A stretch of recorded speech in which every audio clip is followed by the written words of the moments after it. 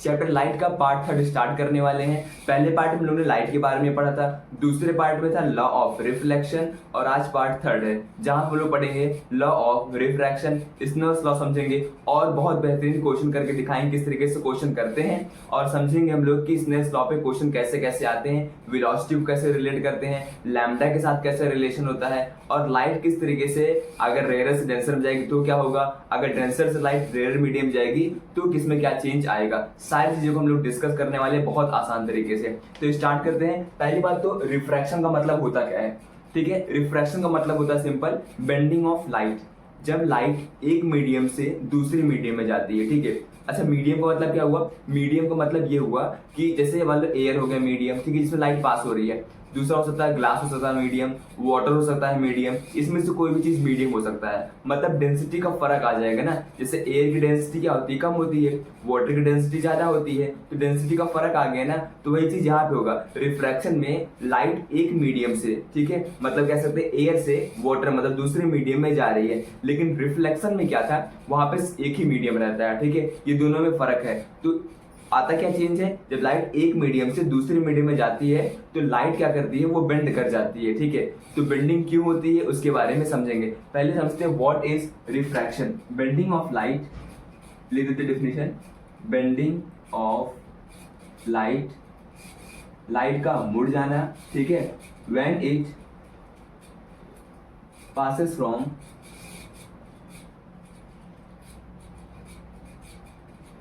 One medium to another, अगर एक medium से दूसरे मीडियम में जाती है, ठीक है, one medium to other medium, light क्या कर जाती है, बेंड कर जाती है, ठीक है। इसी को हम क्या बोलते हैं, रिफ्रैक्शन बोलते हैं। Bending of light when it passes from one medium to another medium. अब लाइट बेंड क्यों करती है उसके बारे में समझेंगे, ठीक है।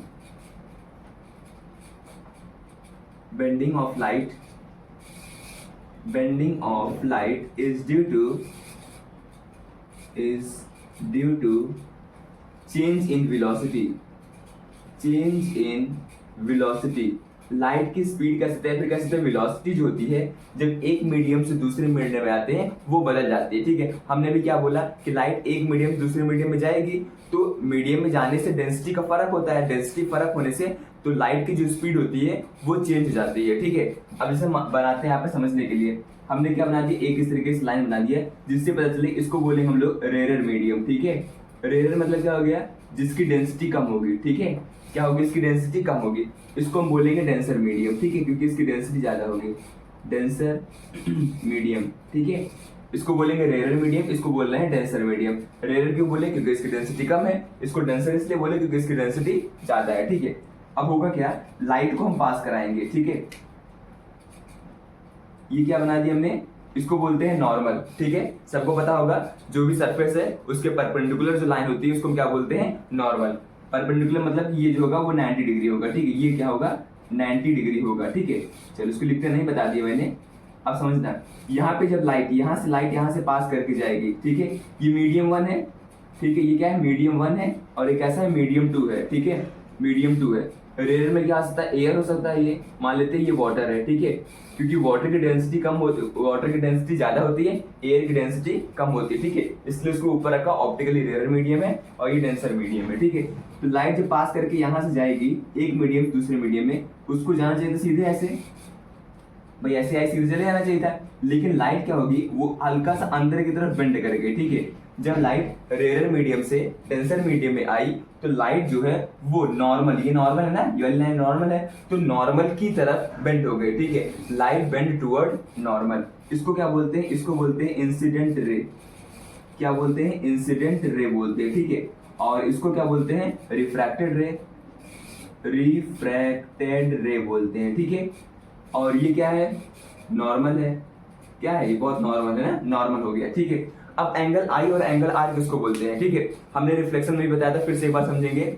जो हमारा नॉर्मल होता है उससे जो एंगल इंसिडेंट एंगल लाइन बनती है, ठीक है, उनके बीच के एंगल को बोलते हैं इंसिडेंट एंगल। और रिफ्रैक्टेड एंगल किसको बोलेंगे, जो यहाँ पे बनेगा नॉर्मल और रिफ्रैक्टेड रे के बीच में, ठीक है, इसको बोलेंगे एंगल आई। याद रखना आप लोग, इसको नहीं बोलना, ठीक है। ये क्या हो जाएगा, एंगल आई, ठीक है, और ये क्या हो जाएगा, angle R. Law of reflection का, ठीक है, दोनों को रिलेट करके चलेंगे। जिन्होंने पहला लेक्चर नहीं देखा वो देख सकते हो, उसमें मैंने इसके पहले वाले लेक्चर में समझाया हुआ है। एंगल आई और angle R, law of reflection का पहला पॉइंट क्या कहता है, एंगल आई एंगल आर के बराबर होगा, ठीक है। लेकिन यहाँ पर इक्वल नहीं होंगे, क्यों? क्योंकि जरा सोचो, लाइट को जाना चाहिए सीधे, लेकिन जब लाइट यहाँ से यहाँ दूसरे मीडियम में गई तो लाइट नॉर्मल की तरफ बेंड हो गई, मतलब उसने एंगल को कम कर लिया। तो यहाँ से हम क्या बोल सकते हैं कि यहाँ पे ले देते ना, यहाँ पे एंगल आई जो होगा वो ग्रेटर होगा एंगल आर से, एंगल आई जो होगा वो एंगल आर से ज्यादा होगा। कह सकते हैं, बिल्कुल कह सकते हैं, ठीक है। क्योंकि लाइट यहाँ से यहाँ आई तो नॉर्मल तरफ बेंड हो गई, एंगल आर क्या हो गया, ये छोटा हो गया, ठीक है। ठीक है, अगला पॉइंट, एक और पॉइंट याद रखो, वेलोसिटी एयर में ज्यादा होगी, यहाँ पे वेलोसिटी क्या होगी, कम हो गई। तो हम यहाँ पे ये भी लिख सकते हैं V1 किसकी वेलोसिटी है, इस मीडियम 1 की, ठीक है। 1 मतलब हो गया, इसकी बात करेंगे ऑप्टिकली रेयर मीडियम की, ये 2 हो गया वेलोसिटी इन डेंसर मीडियम। तो V1 जो होगा वो ग्रेटर होगा V2 के कंपैरिजन में, ये भी आप लोग को याद रखना है, ठीक है। और यहाँ पे एक बात और याद रखना कि जैसे लाइट हमने बोला इंसिडेंट रे रेयर मीडियम में, ठीक है। तो लाइट की जो स्पीड होती है ना, वो एयर और वैक्यूम हम लोग लगभग एक लेकर के ही चलते हैं, ठीक है। कोई डिफरेंशिएशन नहीं करते हैं। वैक्यूम क्या होता है, जहां पर कोई मीडियम नहीं होता, ठीक है। तो यहाँ हम लिख देते हैं स्पीड ऑफ लाइट होती कितनी है, स्पीड ऑफ लाइट होती है, स्पीड ऑफ लाइट कितनी होती है, 3 इंटू 10⁸ मीटर पर सेकेंड। कितनी होती है, 3 इंटू 10⁸ मीटर पर सेकेंड। कितनी होती है, 3 इंटू 10⁸ मीटर पर सेकेंड। देखो इसलिए इसको याद रखना जरूरी है। कई बार तो क्वेश्चन दे देंगे ना, तो फिर मजे फिर कर लो डायरेक्टली। अगर नहीं देते हैं तो वहां पे आप लोग को याद रखना है 3 इंटू 10⁸ मीटर पर सेकेंड होता है स्पीड में। स्पीड जो होती है वो लाइट की एयर में ले सकते हो या फिर वैक्यूम में ले सकते हो। अभी न्यूमेरिकल कराएंगे, वहां पे बताएंगे इसका बहुत ज्यादा यूज होता है, ठीक है। तो लाइट की स्पीड, अगर मान लो ऐसा क्वेश्चन आ गया कि लाइट की स्पीड मैक्सिमम किस में होंगी, ऑप्शन हो गया ए एयर हो गया, बी वाटर हो गया, सी ग्लास हो गया, डी हो गया नन ऑफ दीज। क्या हमने क्वेश्चन पूछा कि लाइट की स्पीड मैक्सिमम किस में होगी, ऑप्शन दे दी मैंने, air, glass, water, none of these. Option हमारा क्या होगा, ए सही होगा, एयर में सबसे ज्यादा होती है, ठीक है। क्योंकि एयर की डेंसिटी कम होती है, डेंसिटी कम तो स्पीड ज्यादा होगी। तो वहां पर कितनी होती है स्पीड, 3 इंटू 10⁸ मीटर पर सेकेंड होती है, ठीक है। चलो ये पॉइंट तो क्लियर हो गया। तो यहाँ हम लिख सकते हैं जब लाइट रेयर मीडियम से डेंसर मीडियम में जाएगी तो लाइट नॉर्मल की तरफ बेंड हो जाएगी, और स्पीड जो होगी वो डिक्रीज कर जाएगी। क्या बोला मैंने, स्पीड डिक्रीज कर जाएगी और लाइट नॉर्मल की तरफ बेंड हो जाएगी जब लाइट रेयर मीडियम से डेंसर मीडियम की तरफ जाएगी। अब इसका उल्टा केस समझते हैं, जब लाइट डेंसर से रेयर में आएगी तो क्या होगा, ठीक है। तो किस तरीके से रिफ्रैक्शन होगा,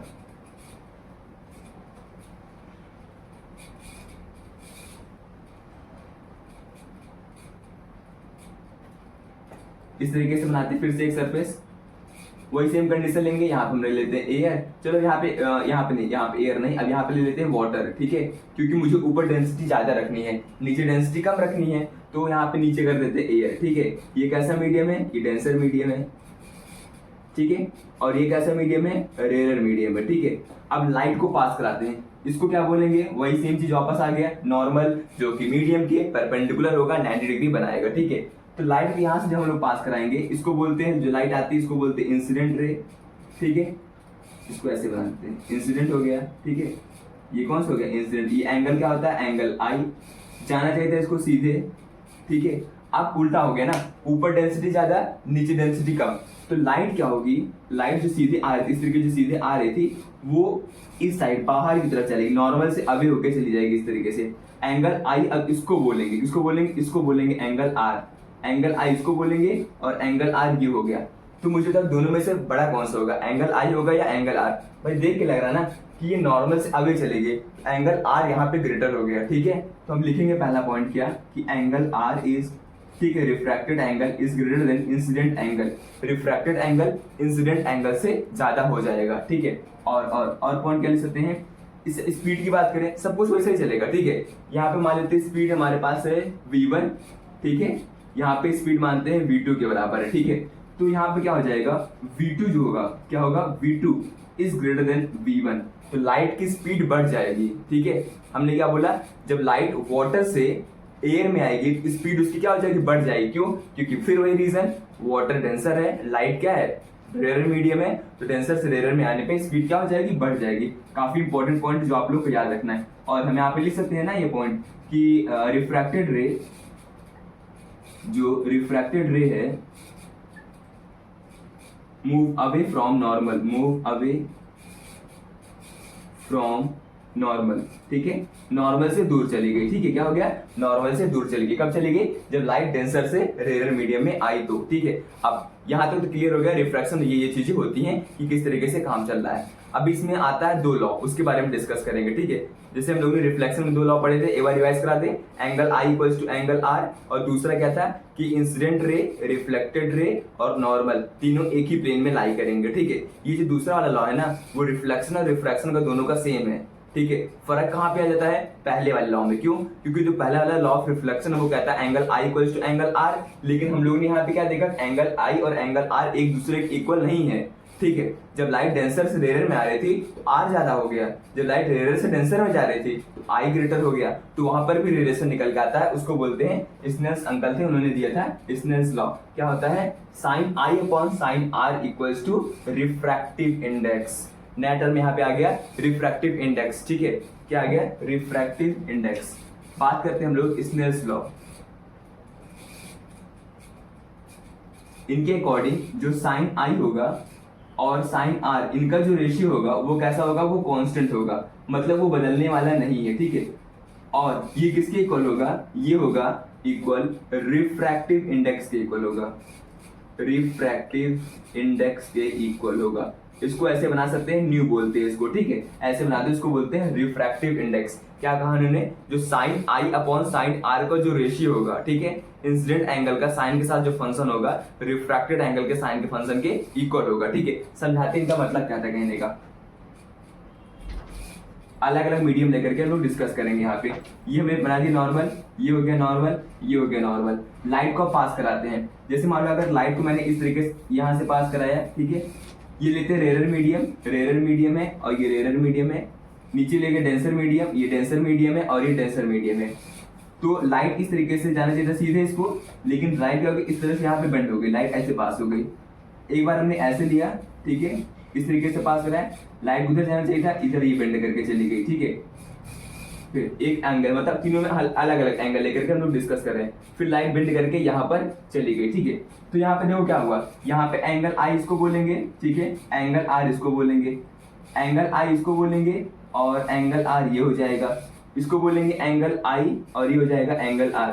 तीनों केस में एंगल आई एंगल आर अलग अलग है ना, लेकिन तीनों ही केस में अगर डिस्कस करें, यहाँ पर जो sine I upon sine R होगा वो कांस्टेंट होगा। क्या होगा, कांस्टेंट होगा, कह सकते हैं इसके बराबर होगा, sine I upon sine R इसके इक्वल होगा, और इसका साइन आई अपॉन आर इसके इक्वल होगा। इसलिए बोला गया है ये फंक्शन जो होगा वो कांस्टेंट होगा। वो मतलब ही नहीं रहता कि इस एंगल से आपने इंसिडेंट कराया है। ठीक है, जो sine I upon sine R का जो रेशियो होगा वो कांस्टेंट होने वाला है। ठीक है, अगर मान लो इसको एयर ले लिए रेयर में और इसको वाटर ले लिए, ठीक है, सब में सेम केस किया गया। ठीक है, इसको बोलते हैं हम लोग स्नेल्स लॉ।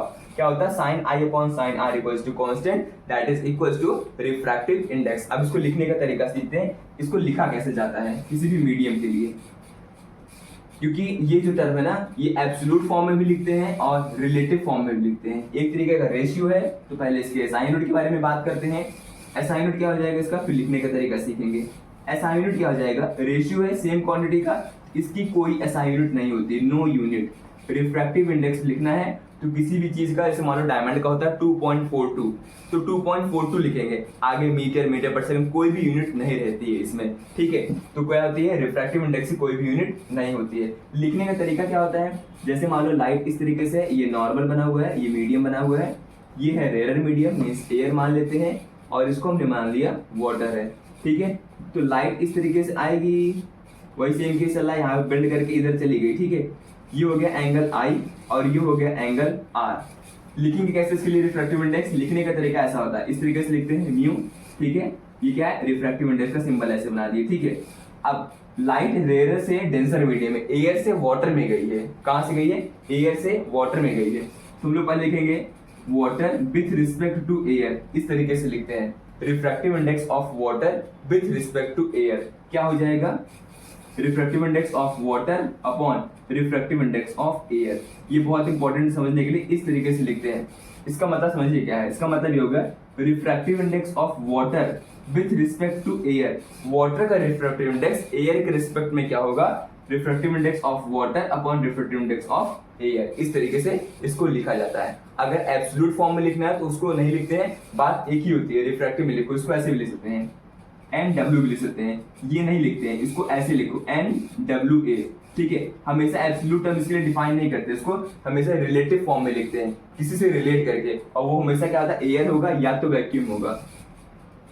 ठीक है, दोनों के एक ही मान चलेंगे, क्योंकि दोनों हमने स्पीड ऑफ लाइट माना है 3 × 10⁸ मीटर पर सेकेंड। तो इस तरीके से लिखते हैं। ठीक है, लिखने का तरीका, अगर मान लो हमने ऐसे लिखा है, यहाँ पे लाइट मान लेते हैं, एक और केस लेते हैं, अगला केस। ठीक है,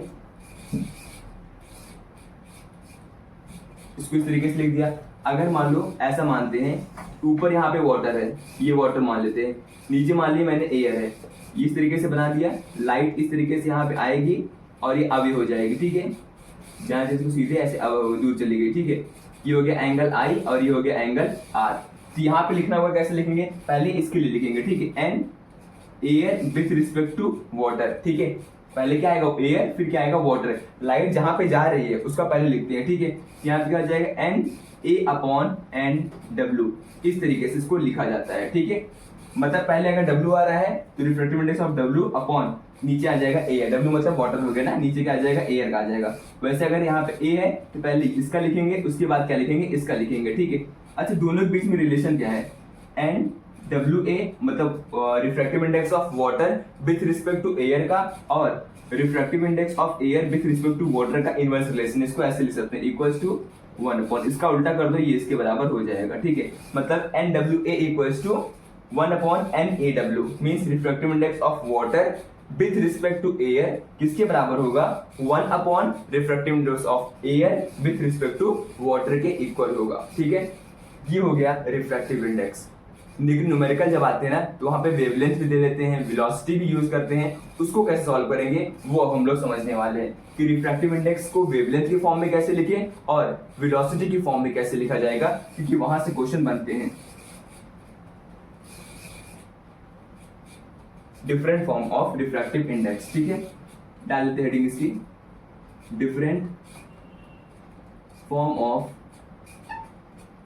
रिफ्रैक्टिव इंडेक्स कैसे कैसे लिखते हैं। ठीक है, तो रिफ्रैक्टिव इंडेक्स का फॉर्मूला क्या आ गया, रिफ्रैक्टिव इंडेक्स हमने ऐसे लिखा। ठीक है, अगर मैं लिखा 2:1, इसका मतलब क्या हुआ, फिर से एक बार लिखेंगे, हम लिखा 2:1 मतलब क्या हुआ, रिफ्रैक्टिव इंडेक्स ऑफ 2, ठीक है, medium 2 with respect to medium 1।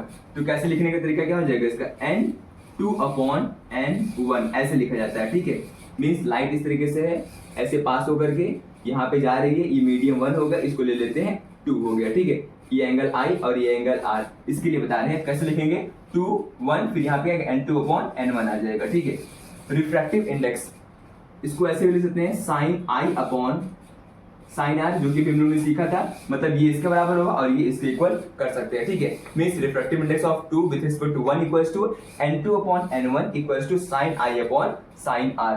I क्या हो जाएगा, ये वाला इंसिडेंट एंगल R ही हो जाएगा। ठीक है, और किसके इक्वल हो सकते हैं, वेलोसिटी से भी तो रिलेट कर सकते हैं इसको। ठीक है, तो वेलोसिटी से कैसे रिलेट करेंगे, ये हो जाएगा V1/V2। ठीक है, ये हमने वेलोसिटी के साथ रिलेट कर दिया। ठीक है, वेलोसिटी V1 क्या होगी, ज्यादा होगी, V2 क्या होगी, कम होगी, क्योंकि देखो लाइट क्या है, ये एयर मान लेते हैं और ये हो गया वाटर। अभी मैंने इसके बारे में बताया था, लाइट रेयर से डेंसर में जाएगी तो वेलोसिटी एयर की ज्यादा होगी और इसमें कम होगी। ठीक है, और लैम्डा के फॉर्म में लिखना तो कैसे लिखेंगे, आप लोगों ने एक फॉर्मूला पढ़ा होगा क्लास 9th में, वेलोसिटी का लैम्डा के साथ और फ्रीक्वेंसी के साथ रिलेशन। क्या था formula, velocity equals to lambda multiply by frequency. क्या था formula, velocity equals to lambda into frequency. यहाँ पे बहुत इंपॉर्टेंट पॉइंट है जहां पे क्वेश्चन में फंसा सकते हैं कि फ्रीक्वेंसी जो होती है जब लोग एक मीडियम से दूसरे मीडियम जाते हैं वो चेंज नहीं होती है।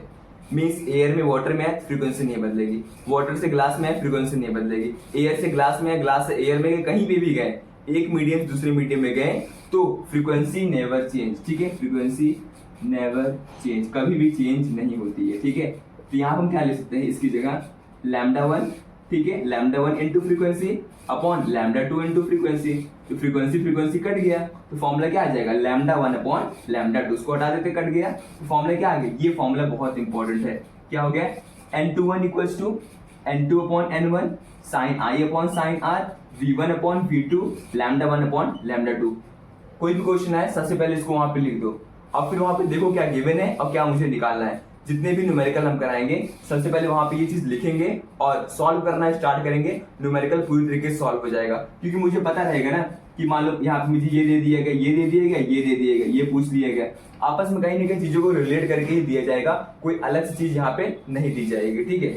बस इसके बाद न्यूमेरिकल करने वाले हैं। एक और कॉन्सेप्ट बात कर लेते हैं यहाँ पे कि रिफ्रैक्शन कब नहीं होगा, कौन सी कंडीशन है जिस कंडीशन में रिफ्रैक्शन नहीं होगा, ठीक है। दो कंडीशन है, दोनों के बारे में डिस्कस करेंगे, ठीक है, कि रिफ्रैक्शन कब पॉसिबल नहीं है। एक केस क्या हो सकता है, जरा सोचो, एक केस ये हो सकता है कि मीडियम 1 और मीडियम 2 दोनों की डेंसिटी सेम हो, ठीक है। अगर डेंसिटी सेम होगी, स्पीड नहीं बदलने वाला, जब स्पीड नहीं चेंज होगी लाइट बेंड नहीं होगी, लाइट बेंड नहीं होगी तो रिफ्रैक्शन नहीं होगा, ठीक है।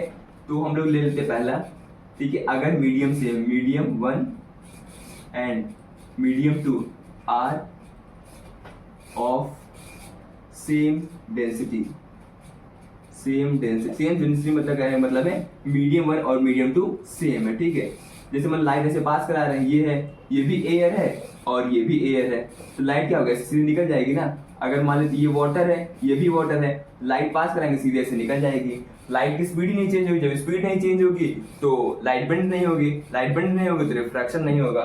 दूसरा केस क्या हो सकता है, ठीक है, दूसरा केस ये ले सकते हैं हम लोग, जैसे मान लो ये सरफेस है, ये हो गया नॉर्मल, ठीक है, ये एयर हो गया, मीडियम यहाँ पे अलग अलग है ना, और ये वाटर हो गया, ठीक है। लाइट को हम नॉर्मल से ही पास कराते तो भी वहां पे रिफ्रैक्शन नहीं होगा, ठीक है। कैसे कि लाइट को इस तरीके से अगर पास करा दी यहाँ से, तो लाइट क्या होगी, सीधे से निकल जाएगी, तो लाइट क्या रिफ्रैक्ट हुई, नहीं हुई ना। एंगल आर कितना है यहाँ पे, एंगल आर कितना बोलेंगे, 0 बोलेंगे ना, रिफ्रैक्शन कितना होगा, 0 के बराबर होगा, ठीक है। इस केस में दो केस ऐसे हो गए जहां पर रिफ्रैक्शन नहीं होगा। पहला केस क्या हो गया, अगर दोनों मीडियम की डेंसिटी सेम है, ऑप्टिकल डेंसर सेम, मतलब कि एयर है भी, ये भी एयर है, सेम मीडियम में अगर ट्रांसफर करेंगे तो रिफ्रैक्शन नहीं होगा। दूसरा, ठीक है, लाइट को अगर पास कराते हैं नॉर्मल से, तो लाइट अगर नॉर्मल से पास होती है तो वहां पे R 0 हो गया, I भी 0 हो गया, तो वहां पर भी रिफ्रैक्शन नहीं हो रहा है। तो ये दो केस इंपॉर्टेंट है जहां पर रिफ्रैक्शन नहीं होगा, ठीक है। ये कौन सी केस है, जहां पर रिफ्रैक्शन नहीं हो रहा है, ठीक है, नो रिफ्रैक्शन वाला केस है, ठीक है। एक दो न्यूमेरिकल लेके सॉल्व कराते हैं किस तरीके से स्नेल्स लॉ पे क्वेश्चंस आते हैं। डायग्राम समझेंगे कि कैसे क्वेश्चन बन सकता है, ठीक है। जैसे मान लो क्वेश्चन ऐसा आ गया, ये नॉर्मल हो गया, ठीक है, लाइट यहां से पास करके गई इस तरीके से, अवे हो गई, मतलब ये रहा होगा वाटर और ये हो गया एयर, ठीक है। ये एंगल आर और ये एंगल हो गया आई। क्वेश्चन मान लो ऐसा आ गया, क्वेश्चन दे दिया गया एंगल आई और एंगल आर दिया हुआ, एंगल आर दे दिएगा आप लोग को 60, एंगल आई दे दिया गया 30, ठीक है। क्या दिया गया, एंगल आई बोल दिया गया 30, एंगल आर ले लेते 45, मान लो 45 दिया हुआ है। तो मुझसे पूछा गया बताओ रिफ्रैक्टिव इंडेक्स क्या होगा, ठीक है। क्या पूछा गया, रिफ्रैक्टिव इंडेक्स बताओ मुझे, air with respect to water क्या आएगा, ठीक है। तो कुछ नहीं, बस फॉर्मूला लगा देंगे, लेकिन हम लोग refractive index of air with respect to water equals to, पहली बात तो सारे फॉर्मूले लिख देंगे एक साथ, क्योंकि उससे रिवाइज हो जाएगा क्या क्या हम लोगों ने पढ़ा था। क्या हो जाएगा, पहले इसको लिखेंगे NA अपॉन NW, फिर क्या लिखेंगे sine I upon sine R, उसके बाद क्या आ जाएगा velocity of water upon velocity of air equals to lambda of water upon lambda of air. ये हमने सारे फॉर्मूले लिख दिए, ठीक है। अब काम का कौन सा फॉर्मूला है, देखेंगे हमारे पास एंगल आई और एंगल आर दिया गया है, ये हमसे पूछा गया है, ठीक है। आई और आर दिया, मतलब इसका कोई काम नहीं, इस फॉर्मूले का हटा देते, इसका भी कोई काम नहीं, इसका भी कोई काम नहीं है, हम इसका यूज करेंगे, ठीक है। क्योंकि आई और आर दे रखा गया है, यहाँ पे रखेंगे NAW इक्वल्स टू क्या हो जाएगा sine I upon sine R, ठीक है। साइन आई कितना हो जाएगा, आई दिया 30, यहाँ हो जाएगा साइन 30, और आर कितना दिया गया 45, यहाँ हो जाएगा साइन 45 डिग्री, ठीक है। तो तो साइन 30, साइन 45, साइन के सारे एंगल याद रखने हैं, ठीक है। जैसे साइन 0 कितना होता है 0, साइन 30 कितना होता है 1/2, साइन 45 होता है 1/√2, साइन 60 होता है √3/2, साइन 90 होता है 1, ठीक है। याद रखना पड़ेगा आप लोग को। साइन 30 कितना हो जाएगा 1/2, साइन 45 कितना हो जाएगा 1/√2। इसका आंसर कितना आ जाएगा √2/2। अब इसको कैसे सॉल्व किया जाए, ऐसे लिख सकते हैं ना इसको, √2 इसको लिख दो 2 को √2 × √2, ये कट जाएगा, इससे आंसर कितना आ जाएगा 1/√2। इसको आप लोग सॉल्व कर लेना आगे, ठीक है, और कमेंट सेक्शन में बताना इसका आंसर कितना आएगा। बाकी हम बताते हैं √2 की वैल्यू जो होती है 1.414 होती है, ठीक है। यहाँ पे रखोगे 1 क्या आ जाएगा आंसर, ये हो जाएगा 1/1.414। सॉल्व करके बताइएगा आप लोग इसका आंसर क्या आएगा। तो मतलब अगर ऐसा क्वेश्चन आएगा आप लोगों को सिंपल ये फॉर्मूला लिखना है सबसे पहले रिफ्रैक्टिव इंडेक्स का, साइन के साथ, लैम्डा के साथ, वेलोसिटी के साथ, सारा रिलेशन यहाँ पे दिया हुआ है, रखेंगे वैल्यू और आंसर आ जाएगा। नेक्स्ट लेक्चर में हम एक अलग से 15-20 मिनट का लेक्चर रहेगा जहां पर इस टॉपिक के ऊपर, जहां पर रिफ्रैक्टिव इंडेक्स लिखा गया साइन के साथ, वेलोसिटी के साथ, लैम्डा के साथ, अलग अलग क्वेश्चन प्रैक्टिस कराएंगे कि किस तरीके से क्वेश्चन आ सकते हैं। क्योंकि कंफ्यूजन कहां से होता है कि मान लो ये ऐसा पूछ लेगा आप लोग से, मान लो ऐसा क्वेश्चन पूछ लेता किसी NAW पूछ लेता NWA क्या होगा, वो कैसे निकालेंगे, तो वो सारे क्वेश्चन भी कराएंगे। इसका उल्टा कर देना अभी सिखाया था, तो क्या आ जाएगा इसको हम बता दें, इसका आंसर आ जाएगा √2 आ जाएगा, मतलब कितना आएगा 1.414, जो इसका आंसर है इसी का उल्टा हो जाएगा, ठीक है। ये अगले क्वेश्चन अगले लेक्चर में हम लोग इसको डिस्कस करेंगे। आज के लिए इतना ही, थैंक्स फॉर वॉचिंग।